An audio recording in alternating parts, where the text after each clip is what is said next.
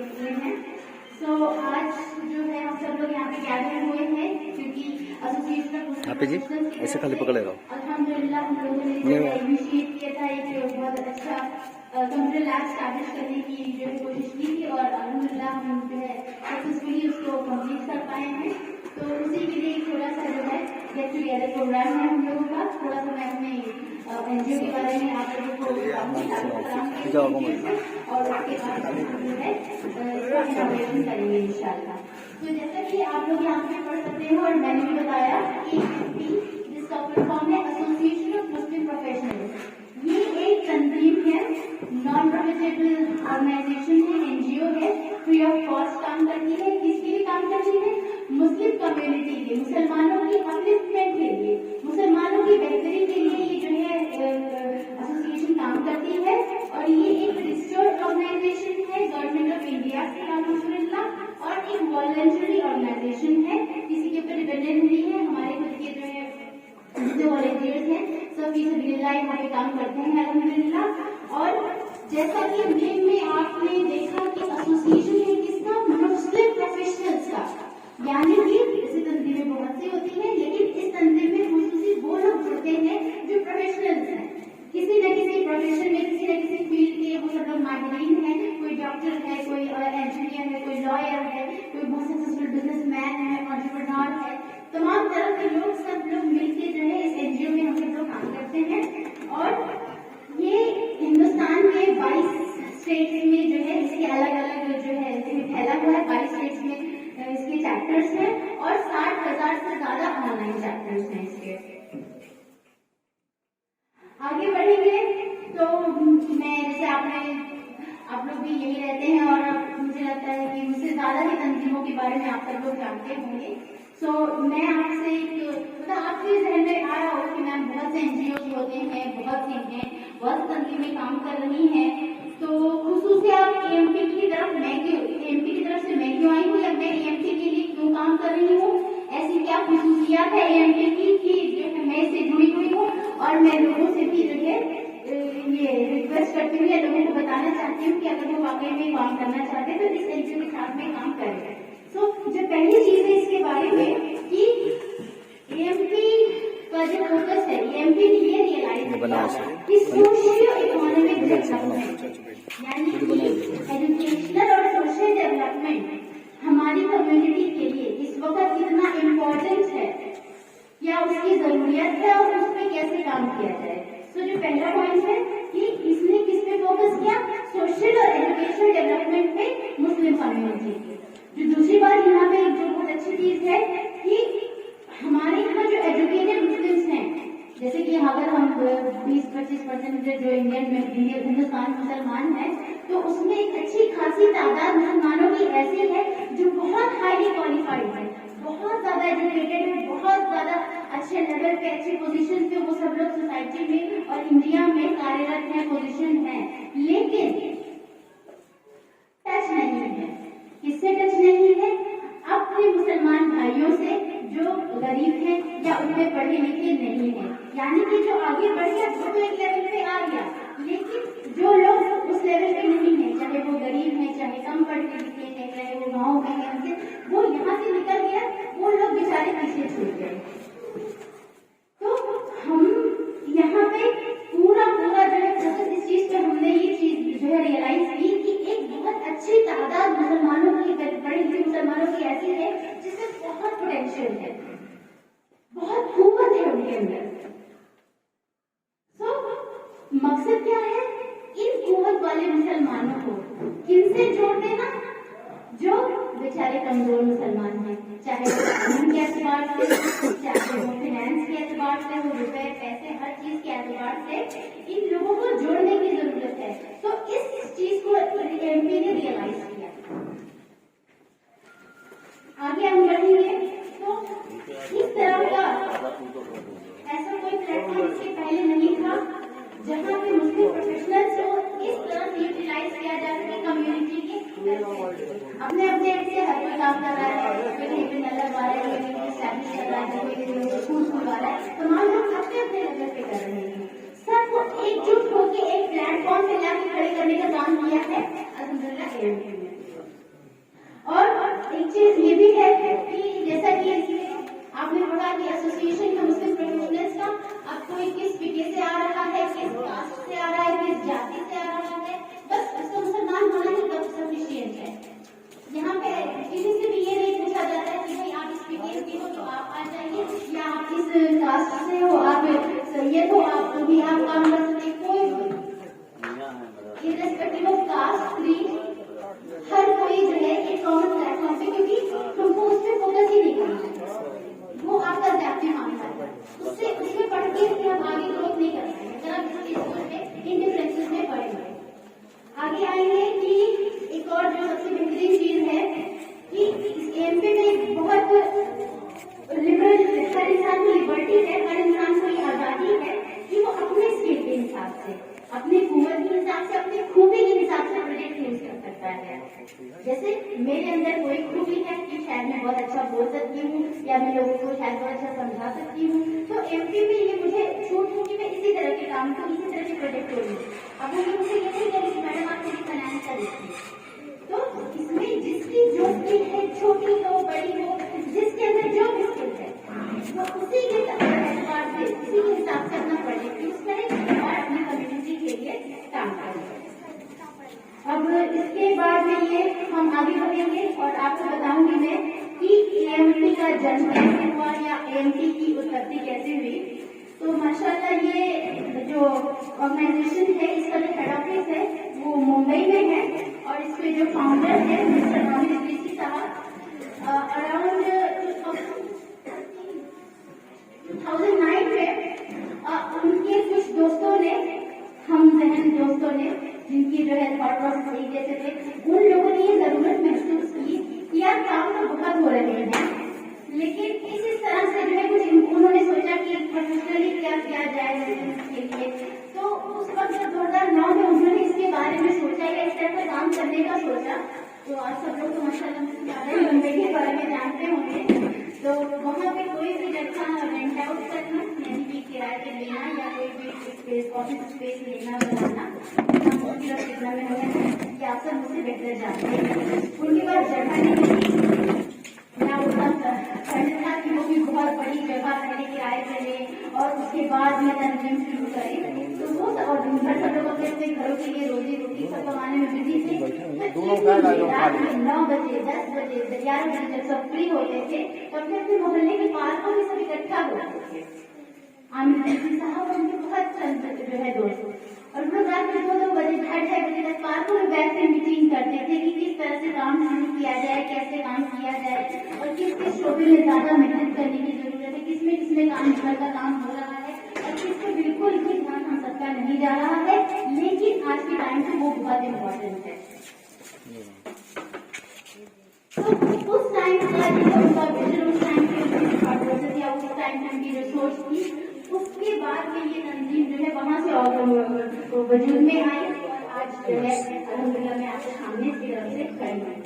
तो जो जेनेसिस है इसका, यानी कि कैसे ये वजूद में आया, तो पहली चीज है कि वी सॉ, यानी कि एमपी ने देखा, एमपी ने क्या देखा कि बहुत सारे पढ़े लिखे मुसलमान और बहुत वेल एस्टैब्लिश्ड, बहुत अच्छे सेटल्ड मुसलमान बहुत ही ज्यादा कम पढ़े लिखे और गरीब गुरबत मुखलिस मुसलमानों से बहुत डिस्कनेक्टेड है। कोई कनेक्शन या कोई जोड़ ही नहीं है उन लोगों का। इस चीज को उन्होंने देखा। आप मेरे भाई हैं, मैं आपकी बहन हूँ, मैं पढ़ लिख के आगे चली गई और मैं अपनी जिंदगी में खुश हूँ, कमा रही हूँ, खा रही हूँ, बहुत स्टैब्लिश हूँ। अब मुझे ना पता है ना मुझे मतलब है कि मेरा भाई यहाँ पे जिसे मैं पीछे छोड़ के चली गई हूँ, किस हालत में, किस सूरत हाल को फेस करते हुए कैसे जी रहा है, कैसे अपनी जिंदगी गुजार रहा है, और आने वाले चंद सालों में उसकी फैमिली का क्या फ्यूचर है, कोई कनेक्शन नहीं था। तो इस चीज को देखने के बाद में एमपी ने ये रियलाइज किया कि हमें करना क्या है।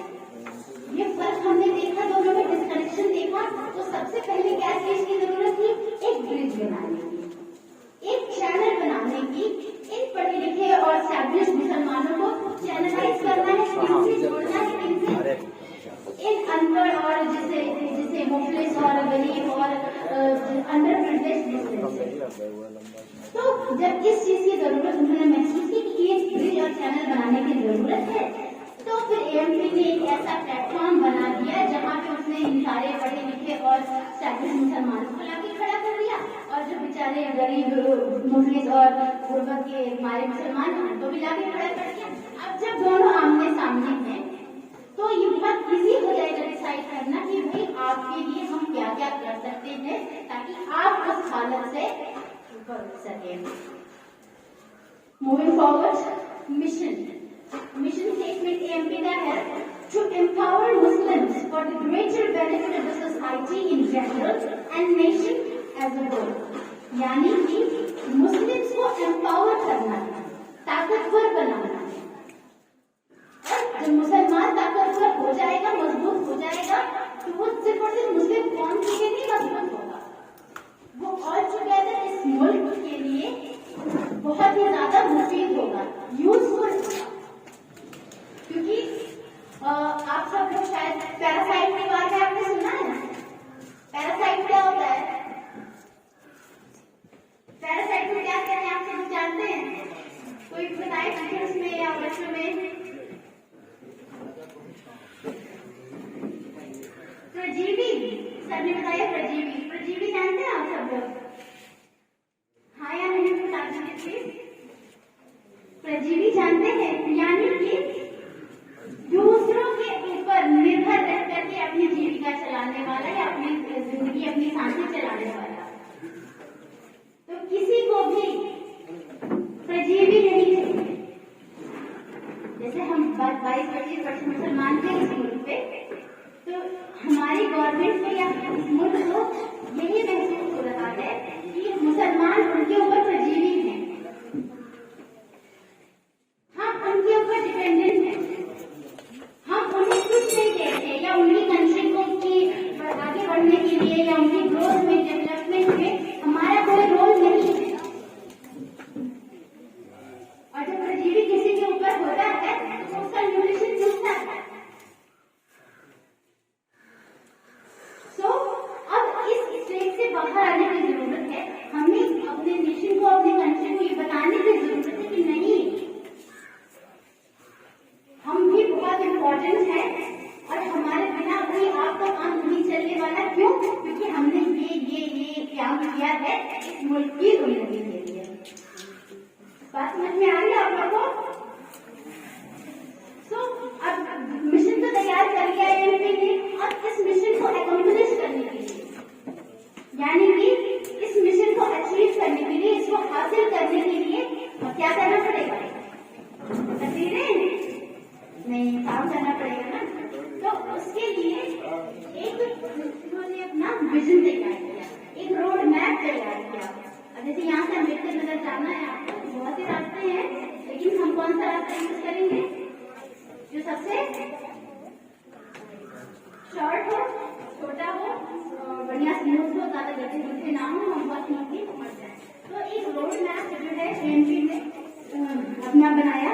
उसमें जो पहला चीज था, पहला जो उसका सुतून कह सकते हैं आप, जिसके ऊपर एएमपी बेस्ड है, पहला है एडवांसमेंट इन एजुकेशन, इल्म में बढ़ोतरी, इल्म की फील्ड में आगे बढ़ना, इल्म हासिल करना। आप लोग मेरी बात समझ में आ रही है? क्योंकि जहाँ डेवलपमेंट की बात आएगी, जहाँ उन्नति, आगे बढ़ने की, कामयाबी की फलक की बात आएगी, तो इनका आना सबसे पहले है। और हम सब लोग मुसलमान हैं, तो ये हमसे बेहतर कौन जानता होगा कि क्या फजीलत है इस्लाम में, इल्म पे कितना एम्फसाइज किया है प्रॉफेट मोहम्मद सल्लल्लाहु अलैहि वसल्लम ने, और कितना जरूरी है हम सब के लिए इल्म हासिल करना। तो एजुकेशन की फील्ड में, इल्म तालीम की फील्ड में सबसे पहले आगे आना है, ये उन्होंने रियलाइज किया। तो पहला काम उन्होंने सोचा कि क्या करेंगे हम? एडवांसमेंट इन एजुकेशन, यानी कि इल्म लोगों को बांटेंगे। और सिर्फ बेसिक एजुकेशन नहीं, बेसिक और प्राइमरी एजुकेशन तो मुझे लगता है कि आजकल हर किसी को मिल जाता है।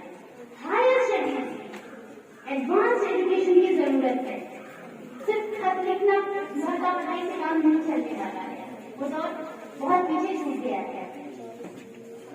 दूसरी चीज है सोशली प्रोग्रेसिव। अक्सर मैंने ये चीज सुनी है मुसलमानों के बारे में कि अपने में रहते हैं ये लोग, अपने में ही अपना ही करेंगे, सब अपना ही, अपने ही फेस्टिवल, अपनी ही चीजें भलाई करेंगे, तो अपने सिर्फ अपने कम्युनिटी, अपने लोगों तक महदूद है। ऐसा नहीं है। ये यहाँ पे मुझे हाल में प्रोफेसर मोहम्मद ने ऐसे नहीं सिखाया। उन्होंने जब भी जो भी काम किया है तो वो ऑल टुगेदर एक सोसाइटी के लिए, एज अ होल, एक कम्युनिटी, एक एरिया, एक कंट्री के डेवलपमेंट के लिए किया है। क्योंकि उनके टाइम में उनके एरिया में किसी के नजारा तो उनको भी उस चीज का फायदा रहता था। तो हमें सोशली प्रोग्रेसिव करना है, सोशली आगे बढ़ना है, सबको लेकर के आगे बढ़ना है। सिर्फ मेरे आगे बढ़ जाने से, आपके आगे बढ़ जाने से नहीं होगा। एज अ होल पिक्चर हमें देखनी है। तीसरी चीज है कल्चरली वाइब्रेंट। अपने कल्चर के विरोध में रहते हुए हमें चलना, क्योंकि अल्हम्दुलिल्लाह जो अल्लाह ने हमारा जो कल्चर है, इस्लामिक कल्चर है, वो अपने आप में इतना खूबसूरत है कि अगर हम उसके डूज एंड डोंट्स के हिसाब से जो भी उसमें हिकमत और जो तरीके बताए हैं उनके हुदूद में रह करके हम ये सारी चीजें करेंगे तो हमारी पर्सनैलिटी अपने आप में सबसे लाजवाब होगी, सबसे ज्यादा मुनासिब करने वाली है। चौथी चीज इस पे आते हैं पॉलिटिकली इन्फ्लुएंशियल। जाहिर सी बात है, पॉलिटिक्स का जमाना है, तो अगर हम ये सोचें कि ये निजाम नहीं होती है, यहाँ पे बहुत फेयर पॉलिटिक्स नहीं होती है, चोरी होती है, दलाली होती है, वोट कैप्चरिंग होती है, तमाम चीजें होती हैं, और ये सोचते कि हम बैठ जाए, ठीक है, तो कैसे?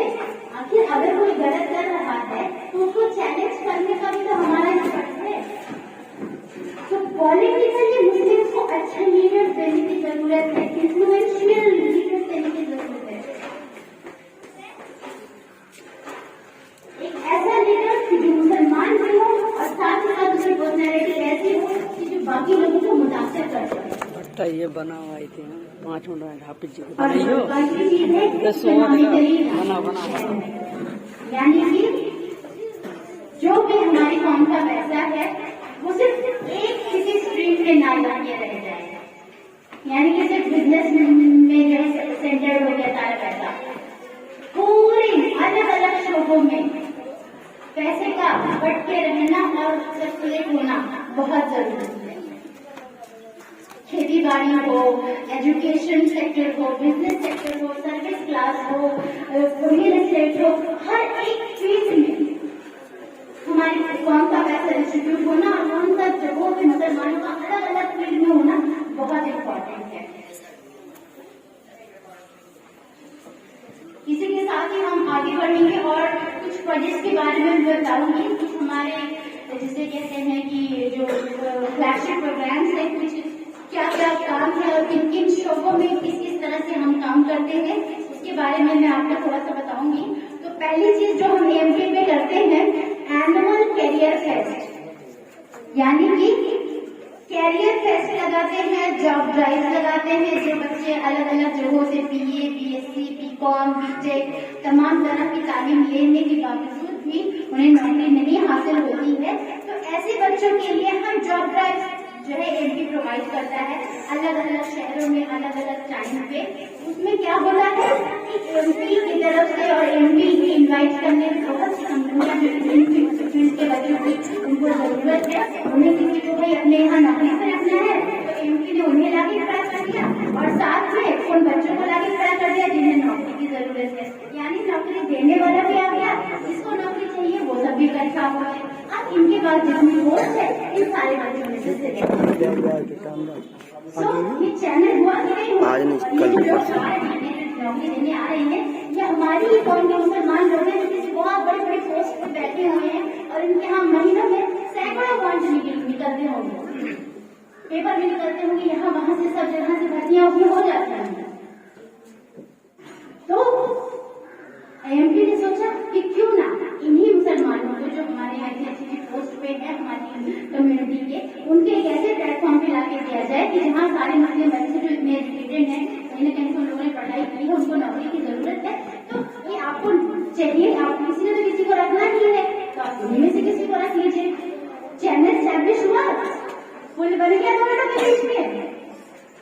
समझ में आ रही है आप लोग को मेरी बात? कुछ हाँ